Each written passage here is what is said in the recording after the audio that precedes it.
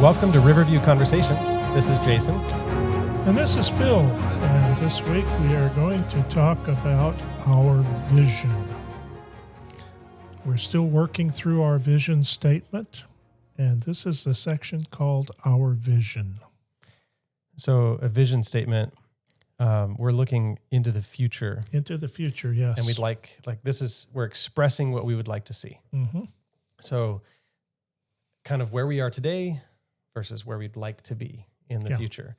And then we have a list of what we call transformative objectives, things that will get us from here to there. They're not the whole thing. They're not the picture, the every last piece of what our church does, but it's kind of the bridging the gap kind of objectives that help us to get to the vision that we'd like to see of ourselves in the future.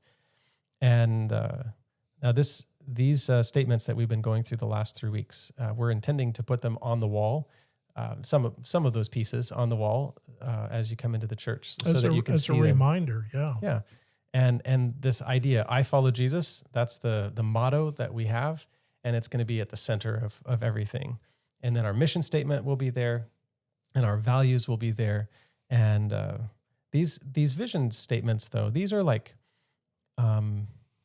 they could be something that lasts for 10 years, but it also might be something that we look at this and we say, we see this for the future, and then 2 or 3 years from now, we actually do see it. Like this is a living thing in our church. And so instead of focusing on that now, we add a new vision statement that kind of moves us even further along down the road.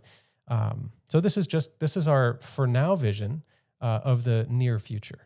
Well, this is no different than what a business does. A business will look out 3 years, 5 years, and project where we want to be. And we're doing the same thing. Where do we want to be? Not where are we? Where do we want to be? Yeah, we want to be in heaven. We want to be in heaven, by all means. I want to bring that up because there is a sense in which the Adventist church, the We Believe in Jesus' Second Coming church, can sometimes not look into the future because we think Jesus is coming right around the corner. And we've talked about this before, the 6,000 year theory in 2027. Jesus is coming just next year, right?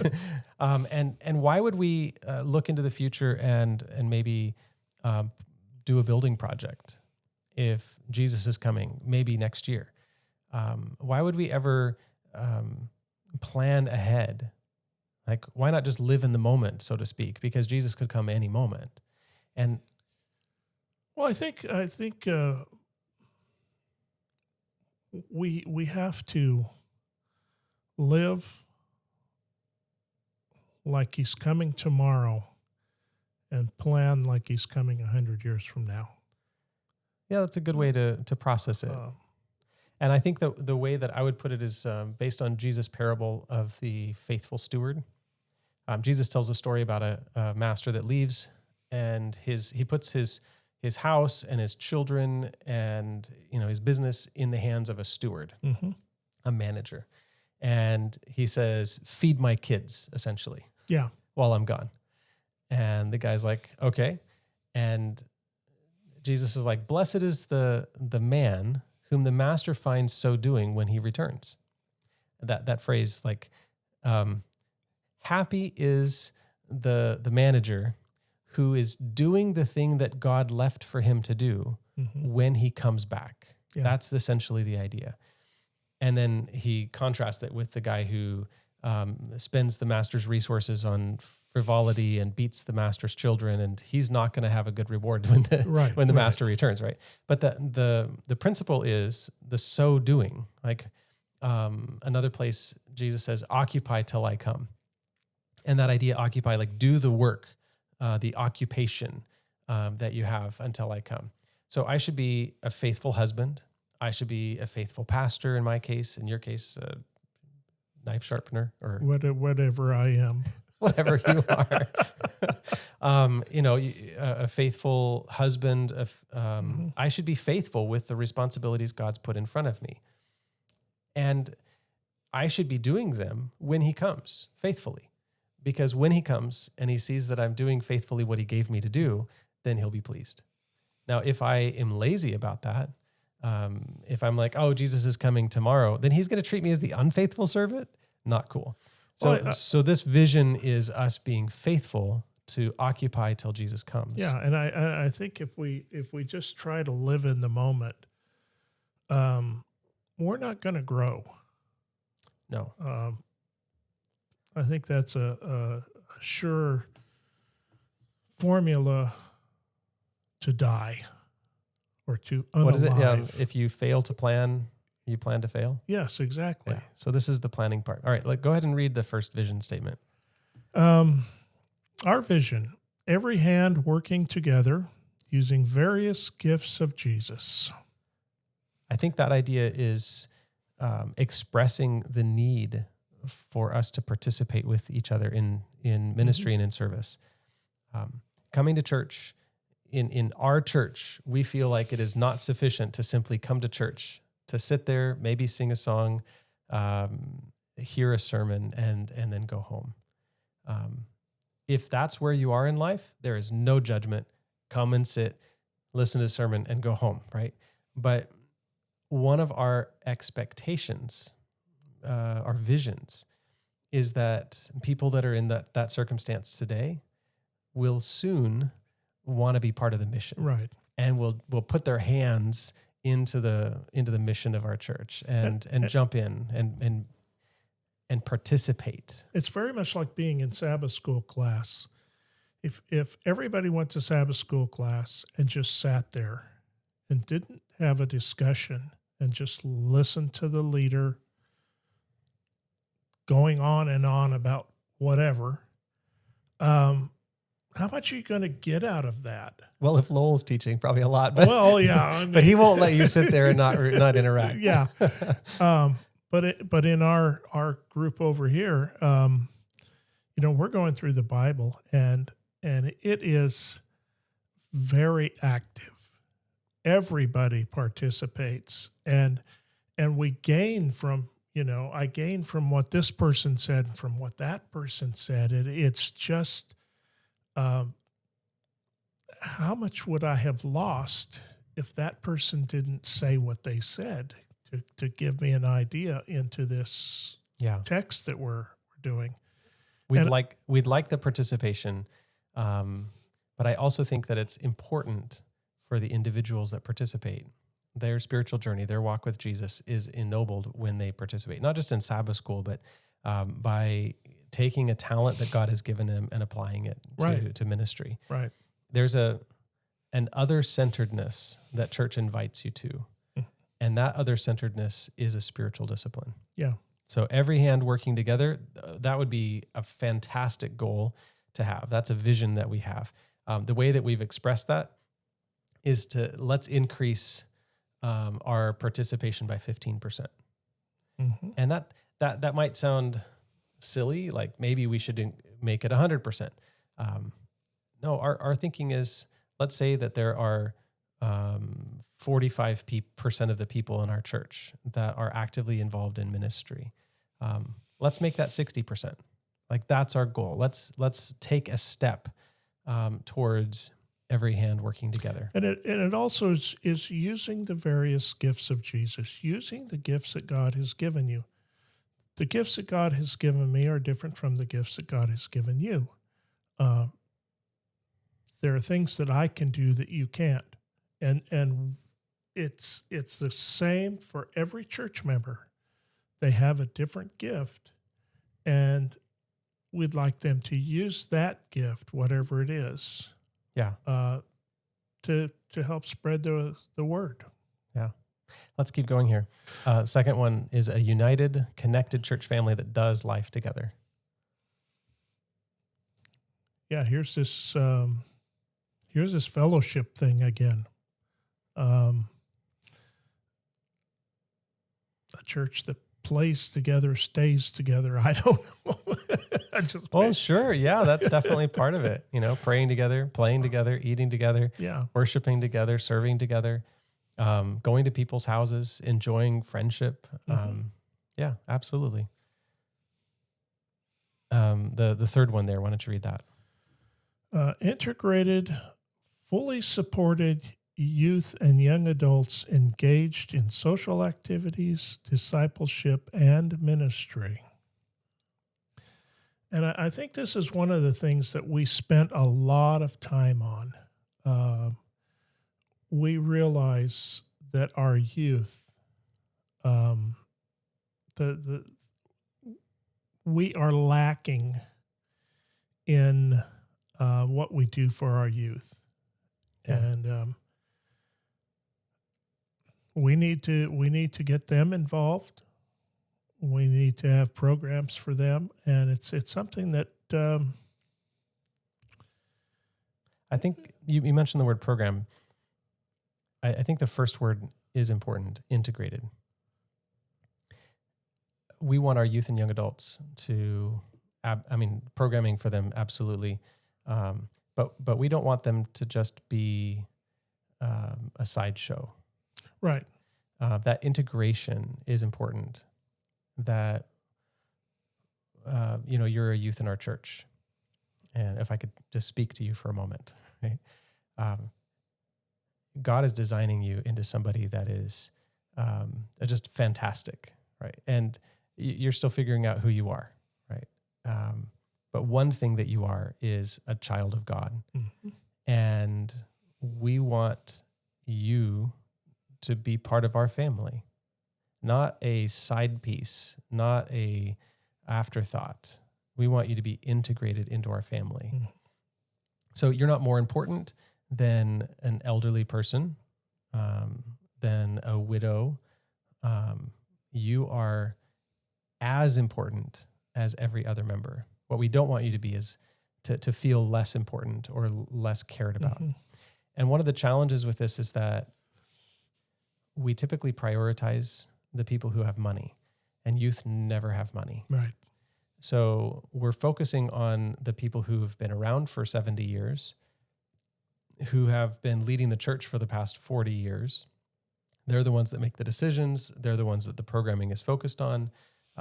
And so for us to say this vision is integrated, fully supported youth and young adults. We're saying we don't want to pay less attention to our youth and young adults than we're paying to our adult class. In fact, we have a Sabbath school teacher who's willing to move from teaching the adults, and I'm not going to say who he is. I've talked to him. I've actually volunteered to take his class. Yeah, but he's like, our youth are so important that I'm willing to change my focus, to focus on them, and I think that they would have a lot of fun with him. And it's not only that, but it's empowering them. You know, if they have an idea that they would like to do, mm-hmm. Empowering them to go move forward with that idea.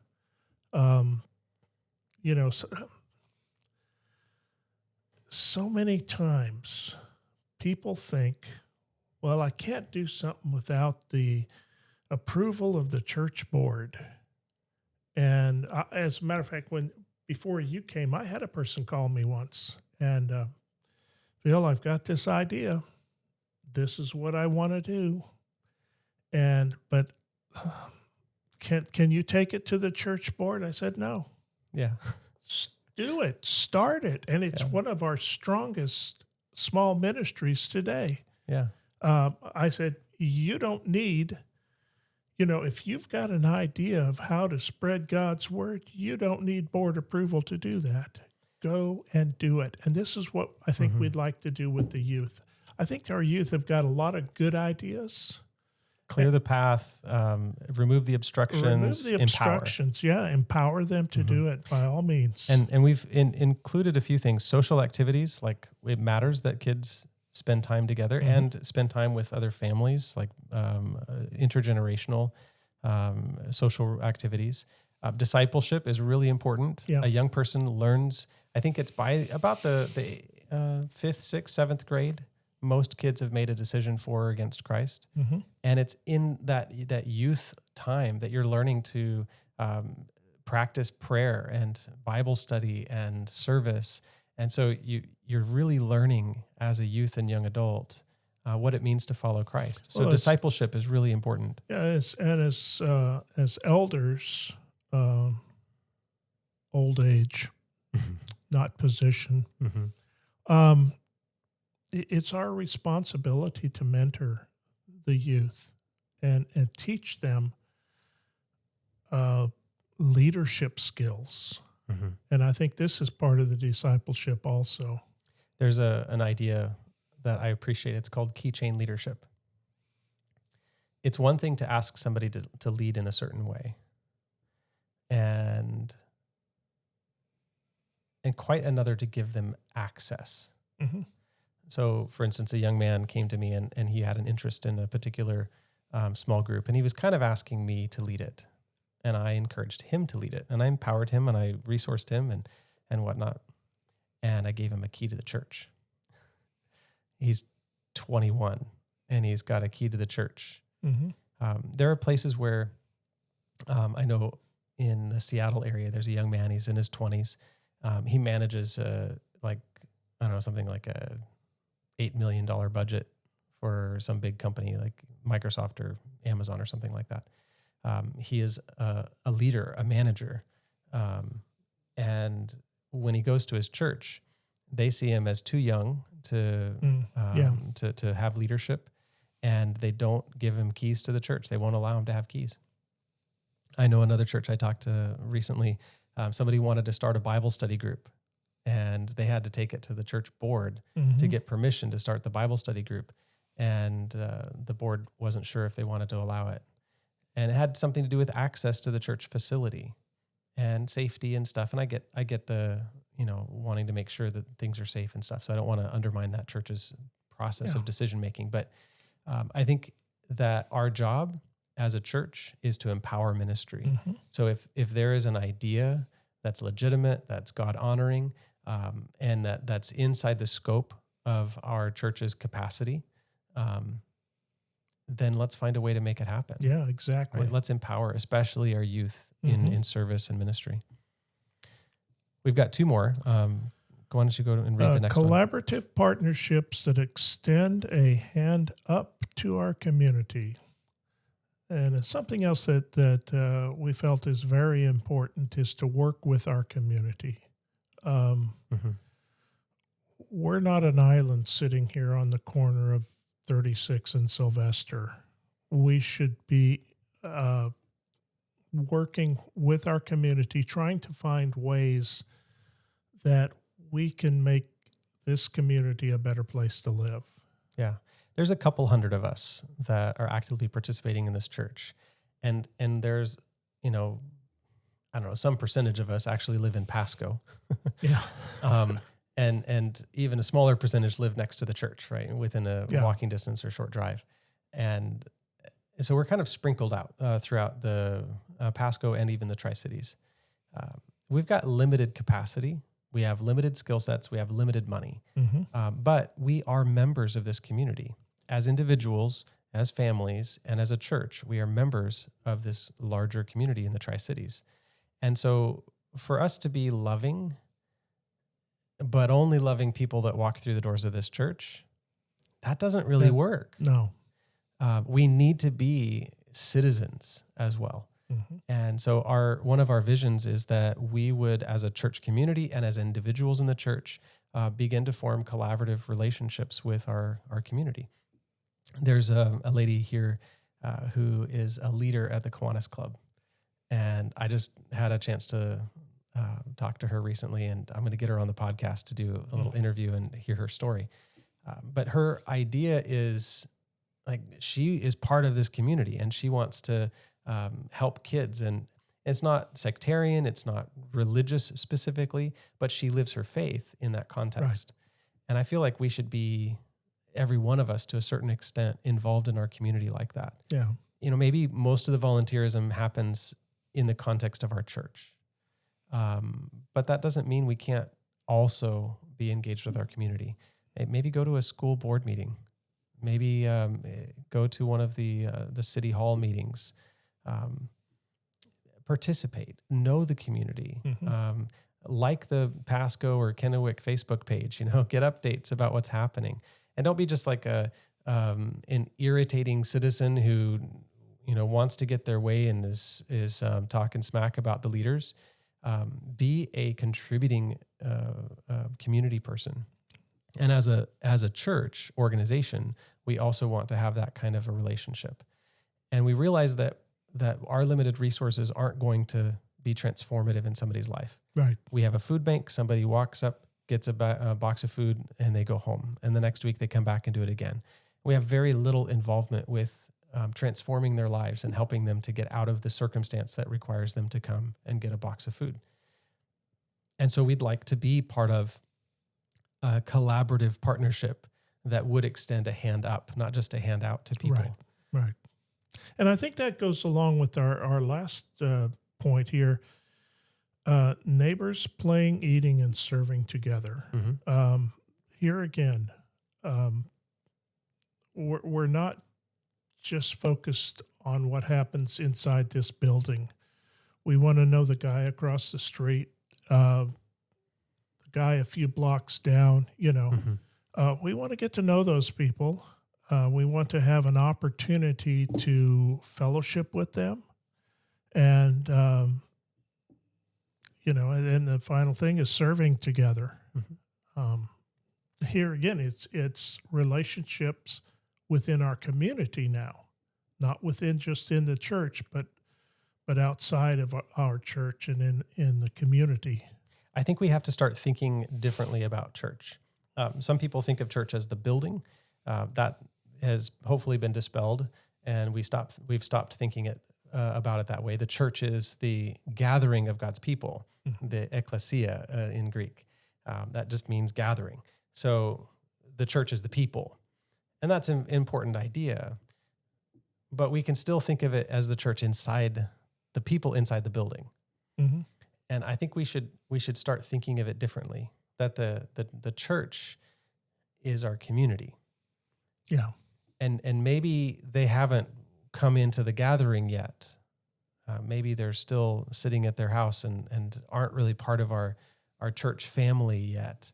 But they're still part of the community of our church. We need to mm-hmm. see them with similar value and not ignore the people that live nearby us. And we have two community spaces. The one space is the space around our church, and that's the Riverview community for this particular church. But we have people that live in Findlay, and people that live in Benton City, and people that live out in what is it called? The town about 40 minutes west Prosser. of here. We have got people that live in Prosser. We have people that live in Richland and Kennewick and here in Pasco. And Pasco has its own little districts, its own areas. Yeah. So, yes, our church community is the Riverview community. But for those of us who live outside the Riverview community, we also have the community, within walking distance, a short walk from our house. Probably the 3 to 5 blocks around your house, depending on what kind of neighborhood you live in. That's your community. And you'll probably know the people living next to you better than the ones that live 2 streets down.